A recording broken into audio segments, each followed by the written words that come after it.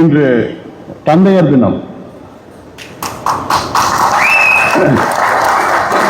மருத்துவர் ஐயா உள்ளிட்ட உலகில் வாழ்கின்ற அத்துணை தந்தையர்களுக்கு என்னுடைய வாழ்த்துக்கள், பாராட்டுகளை நான் தெரிவிக்கின்றேன். மருத்துவர் ஐயா அவர்கள் நீண்ட ஆயுளுடன் வாழ வேண்டும். 100 ஆண்டுகளுக்கு மேல் நல்ல ஆயுளுடன், நல்ல மன நிம்மதியுடன்,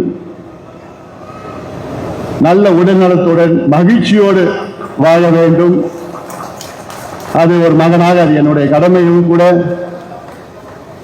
மருத்துவர் ஐயா அவர்கள் என் மீது ஏதாவது கோபம் இருந்தால், ஐயா அவர்களே தயவு செய்து என்னை மன்னித்துக் கொள்ளுங்கள்.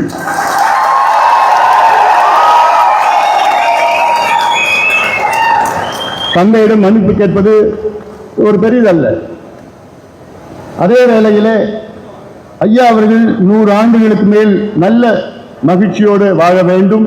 அது ஒரு மகனுடைய கடமையும் கூட.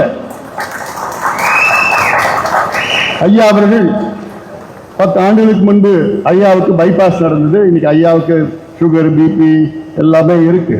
அதனாலதான் நான் சொன்னேன், நீங்க நல்லா இருக்கணும், நல்ல உடல்நலத்தோட இருக்கணும், டென்ஷன் ஆகாதீங்க. நீங்க சொல்லுங்க, என்னென்ன செய்யணும்னு சொல்லுங்க. ஒரு மகனாக, கட்சியின் தலைவராக அப்படி டக்கு டக்கு சொல்லிட்டு செய்யலாம், சுலபமா செஞ்சுட்டு போலாம். ஐயா அவர்களே, வருத்தப்படாதீங்கள், கவலைப்படாதீங்கள், கோவப்படாதீங்கள். ஏன்னா இது நீங்க உருவாக்கின கட்சி. இது உங்களுடைய கனவுகளை நினைவாக்குவோம். 45 ஆண்டு காலம் உழைப்பு, உங்களுடைய உழைப்பு சாதாரண உழைப்பு கிடையாது. அது நீங்கள் இன்று தேசிய தலைவர்.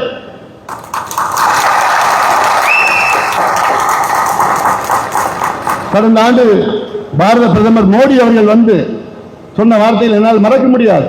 ஐயா, இந்தியாவிலே மூத்த அரசியல் தலைவர் ஐயா அவர்களே என்று சொன்னார். தமிழ்நாட்டில் சொல்ல, இந்திய அளவிலே அந்த மதிப்பு, மரியாதை எல்லோருக்கும், எங்களுக்கு மட்டும் எல்லோருக்கும் இருக்கிறது.